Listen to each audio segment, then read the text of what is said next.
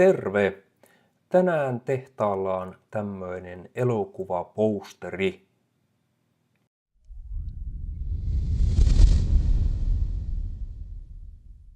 Okei. Homma lähtee käyntiin 3 eri valokuvasta. Eli tässä meillä on taustakuva ja tässä meillä on sitten tämä sumukuva ja tässä meillä on sitten tämä etäisesti tohtori Huuhentaalia muistuttava kuva. Ja jos sä haluat käyttää samoja kuvia, me jätän linkit tuonne alas. Nämä on otettu tuolta Pixabeista. Niin se jättää tää kato kuva tähän näistä. Joo, Huuhentaali tässä terve. Eihän tuo jätkä ollenkaan mun näköinen. Mä olin tuolla toisessa ulottuvuudessa, mun pitää lähteä saman tien takaisin. Mulla on vähän keskeeräisen bisneksiä sillä, mutta näillä. No, se sivupersona iskee aina välillä. Eli linkit jätän tosiaan tuohon alas ja nyt lähdetään liikkeelle sillä, että me tehdään uusi dokumentti. Eli file ja new ja leveys 1200 pikseliä ja korkeus 1800 pikseliä. Mä käytän semmoista mittaa ja se on siinä. Ja seuraavaksi mä teen Command C tai Ctrl C, että se kopioi ja Command V. Otetaan tuo liikuttelutyökalu tuolta. Mä zoomaan vähän ulospäin tätä. Käännetään. Näin. Mä haluan pikkusen muuttaa väriä tästä. Mä paan tämmösen sinisen väriin tähän. Näin. Ja puotan siitä tuon saturaation, niin mä puotan tuonne 10%. Se on ihan siinä ok. Ja vedetään se tänne, että se koskee tätä kerrosta vain, tätä taustaa. Okei. Ja seuraavaksi mennään tänne sumukuvaan ja täältä Command C ja sitten Command V. Ja vedetään se tähän keskelle. Näin. Ja pannaan tämä tänne ylös. Näin. Pikkusen tätä kavennetaan. Mä haluan aitaa, koska siinä on aika paljon kumminkin tekstuuria. Niin näin. Nyt on hyvä. Paitsi, että vietään tämä tänne ihan ylös, koska mä haluan, että tää on omaa kerroksensa. Ja tähän pannaan nimeksi sumu. Näin. Okei, ja seuraavaksi tehdään sillä lailla, että vedetään tähän sumukuvaan maski, eli tämä Japanin lipun näköinen ikoni täällä, klik siitä. Ja sitten painetaan nappia G, eli otetaan gradienttityökalu ja tästä kohtaa pauttia rallaa vetää ihan tänne. Nyt se meni pieleen. Command Z, poistetaan se. Vetää se tänne näin. Ja tästä päästä tehdään aika musta. Että saadaan katsoa tommonen läpinäkyvä siitä. Läpinäkyvä. Okei.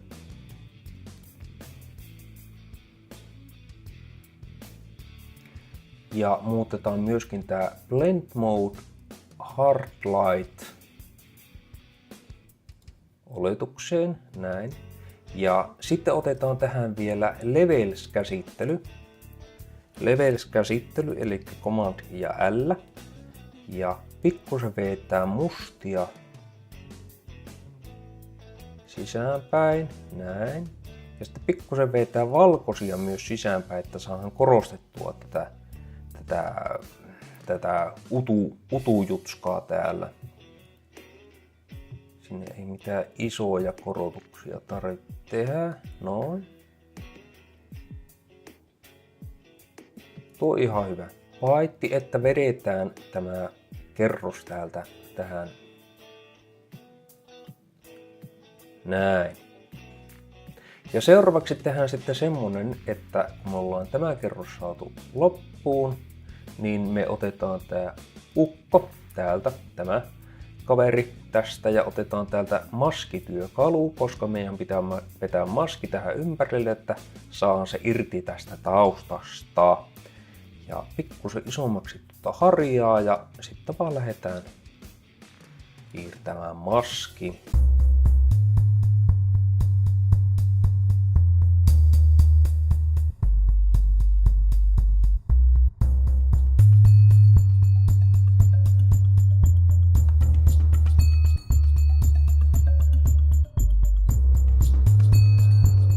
Okei, ja nyt kun tämä on tehty, niin tuplataan tämä, eli Command J, ja tadaa! Ja nyt kun tässä ei ole tässä Affinity Photossa, niin ei ole kaikkia mahdollisia artistisia työkaluja vielä, niin tehdään tähän tämmönen HDR-käsittely, että saadaan pikkusen enemmän semmonen elokuvamainen näkymä, eli mennään tuonne default-asetuksiin katsomaan.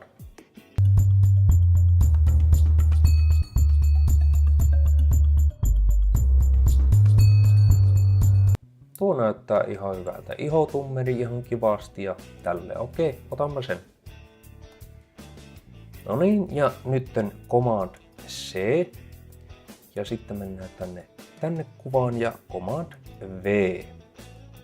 Näin, ja otetaan täältä tämä paetti, että tämä ei taaskaan ole omana kerroksenaan, eli siirretään se tuonne, ja nyt kun se on oma kerros, niin nyt otetaan tämä liikutustyökalu täältä näin, painetaan Alttia ja kasvatetaan vähän tätä, ja sitten tehdään sillain, että klikataan tähän ukkokerrokseen maski. Näin, valitaan tämä maski, painetaan G-nappia ja sitten pauttia rallaa täältä kuvan ylälaijasta, vietään tänne alalaitaan viiva, ja tämä alempi pykälä väännetään mustaksi, että saadaan se tuolle läpi näkyväksi. Noin. Nyt alkaa jo olla ihan hyvän näköinen, eikö? Ukon kerroksen otetaan vielä kurvit käsittelyä, lasketaan vähän paitsi että mä haluan se vaikuttamaan tähän. Näin. Tähän ukkokerrokseen puotetaan pikkusen, tummennetaan sitä aavistuksen verran tuolla lailla. Noin. Sitten otetaan vielä HSL-käsittely siihen, eli HSL, ja painetaan täältä syanit, saturaatiota ja luminositeettia tuohon. Okei, ja sitten otetaan vielä sininen kanava ja sieltä saturaatio tuohon ja luminositeetti tuohon. Noin. Okei, ja sitten vielä mustavalkokäsittely, eli black and white, näin. Ja tämä vetään hard light asetukseen ja täältä puotetaan punainen, tähän 0% ja samoin puotetaan keltainen. Ja sitten taas jälleen kerran otetaan kurvit ja sinne pannaan kontrastia reippaasti. Näin, nyt se alkaa olla jo ihan semmonen skitson näköinen. Mutta äläkäpä hättäilkää. Sitten mennään tänne siniselle kanavalle ja nostetaan tää sininen kanava ihan tappissa. Ja kattokaa, nyt se alkaa olla ja joo, nyt se on jo ihan tommonen. Mutta ei mitään hätää. Nyt käännetään tuo, eli Command I, näin. Nyt se ei vaikuta yhtään mihinkään. Ja mä haluan, että se sininen vaikuttaa vain ja ainoastaan näihin laseihin. Tässä näin, eli painetaan B-nappia, brush, ja zoomataan tuonne sisäänpäin. Vieläkin saat zoomaa, ei minulla paljon. Tuo on 100, tuo on 0. Pikkusen pienennetään kokua. Varmistetaan, että maalataan valkoisella. Okei. Kattokaa, saa tommonen esikatselukuva. Siellä muuttuu ilme aika lailla.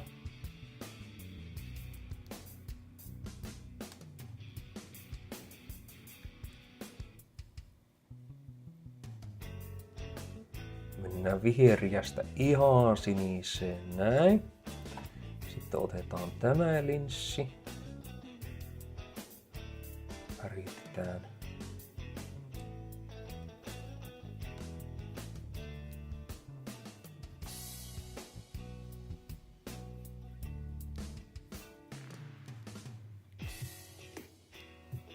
Okei. Elikkä ennen jälkeen, ennen jälkeen. Eikö aika hyvä, hä? Ja sitten mitä me seuraavaksi tehdään on semmonen homma, että otetaan ellipsityökalu täältä. Otetaan täältä ellipsi, näin, ja vedetään se pauttiarallaa tähän. Näin. Ja otetaan sillä lailla, että kun se on nyt täällä, niin vedetään se tänne alas ja ihan tänne vasemmalle sillä, että tuo viiva muuttuu kokonaiseksi tähän. Eli se tarkoittaa silloin sitä, että se on erillään siitä tai jotain vissiin. Mä en ihan terminologiaa tunne.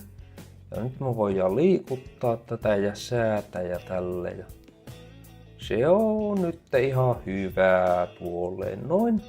Okei, ja siihen otetaan sitten gradientti taas jälleen kerran, eli painetaan nappia G. Ja sitten täältä leuasta vedetään tuonne ihan huipulle. Tää voidaan liikuttaa vähän se. Tää huippupuoli, tämä puoli täällä, niin tähän pannaan tämmönen väriksi tämmönen kirkkaan oranssi. Okei. Ja sitten tähän alareunaan, sinne pannaan väriksi tommonen keltainen, haalakan keltainen tommonen väritys. Ja sitten me tehdään vielä sillä lailla, että kun täällä on tää tyyppi, se on nyt lineaarisessa, niin muutetaan se radiaaliseen. Okei, me saadaan tommonen töttöröjutska aikaan. Tietenkin me voidaan vielä muuttaa näitä värejä. Mä vaan enemmän tommoseen purppuraan, tommoseen. Noin. Okei, ja nyt me tehdään sitten semmonen juttu, että me vedetään tähän ellipsiin maski. Näin. Ja valitaan tää maski ja siihen taas vedetään gradientti, eli G-nappia. Ei kun gradientti, ei ämpärityökalu. Ja taas vedetään täältä leuasta tänne kuvan ylälaitaan. Näin. Ja muutetaan tämä harmaa pää, tämä nuppi. Muutetaan väriasetus mustaan, että siitä tulee läpinäkyvä. Ja nyt tämä tyyppi vaihdetaan lineaarisesta elliptiseen. Okei. Ja nyt kun me lähdetään tätä hantaakia täältä vetämään tänne, niin kattokaapa alkaa nuo reunat hävitä tuosta. Nuo jyrkät reunat. Noin, eli me saadaan tommonen nätti värisiirto aikaiseksi. Ja seuraavaksi otetaan vielä kurvit käsittely tähän koko kuvaan, eli Command M. Ja veitään tämä kerros, tää kurvit, tänne ihan päällimmäiseksi, sillä että tämä koskettaa koko kuvaa, tämä säätö. Näin, ja veitään vaan ihan rankasti tummemmaksi. Näin, tällä lailla. Ja nyt te huomaatte, että tänne jäi tämmöiset aika ikävät reunat vielä kumminkin. Voidaan näitä peittää hyvinkin helpolla keinolla. Valitaan tämä maski täältä ellipsityökalusta.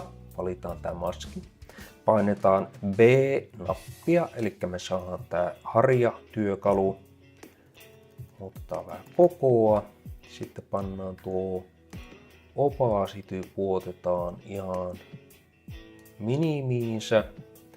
Ja muistetaan, että maalataan mustalla nyt. Musta peittää, valkoinen paljastaa.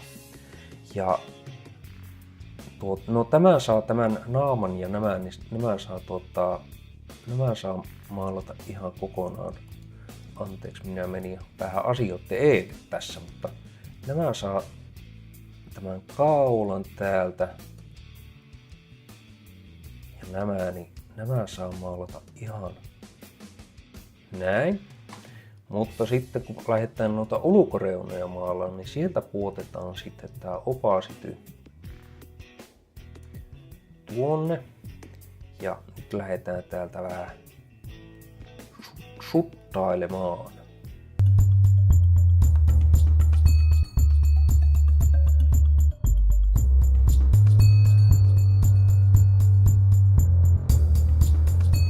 Okei, eli nyt tähän ukko-valokuvaan, tähän kerrokseen vaihoin overlayn tähän blend modeen. Ja nyt me voitaisiin vielä lisätä tekstiä tähän, että saataisiin semmonen true elokuva näky siihen. Eli otetaan tekstityökalu ja klikataan tossa ja ei panna Dr. Strangelove, vaan pannaan Dr. Hohenthal. Näin. Ja meillä on, no niin, se onkin valmiina, Pepas fontti. Jos sä haluat käyttää samaa fonttia, niin siitäkin on linkki tuossa alhaalla. Ja mä teen semmoisen efektin vielä tähän fonttiin, että tämä valittuna ja mä otan täältä efektit ja valkkaan tän Outer Glown ja sieltä paan intensityksi 100 ja sitten lähdetään tuon verran voisin pistää, pannaan pikselin verran näin. Ja otetaan tuolta tuo liikutustyökalu.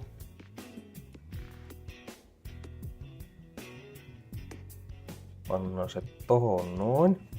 Ja tietenkin me voitaisiin tehdä tuolle tekstillekin sitä vaikka mitä muuttaa se tuohon tiettyyn väriin. Eli jos haluttaisiin vaikka ottaa vaikka tosta noin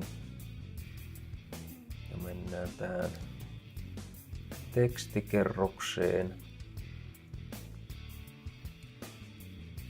vaihtaa väriksi.